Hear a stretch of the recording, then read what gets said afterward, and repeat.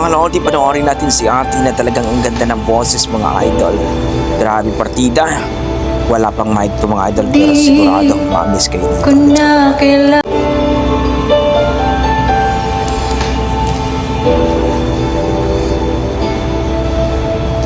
di ko na kailangan pa ulit-ulitin na ikaw ang Grabe yung laging boses to. naroon sa puso't isip ko.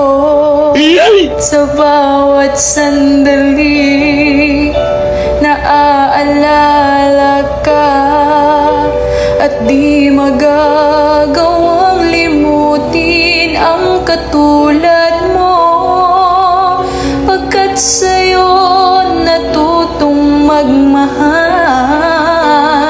Ang puso ko na ang pintig, ay bakit nga ba laging ikaw sa aking panaginip?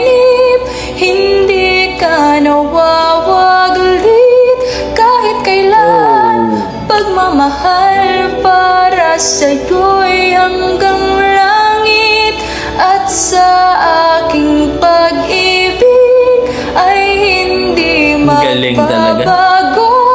Dahil sa'yo may sikat at makulay ang aking mundo.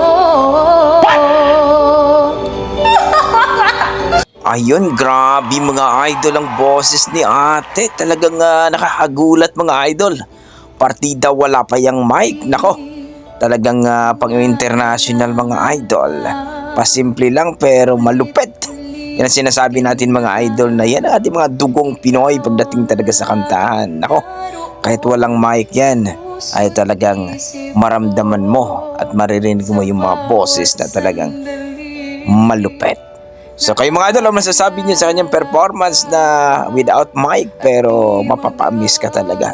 So please comment down below mga idol kung nasisiyahan kayo at kung nagustuhan nyo ang kanyang rendition. Okay, hanggang dito lang po mga idol. Maraming salamat. Yan ang ating mga dugong Pinoy pagdating sa kantahan talaga. Mamaw.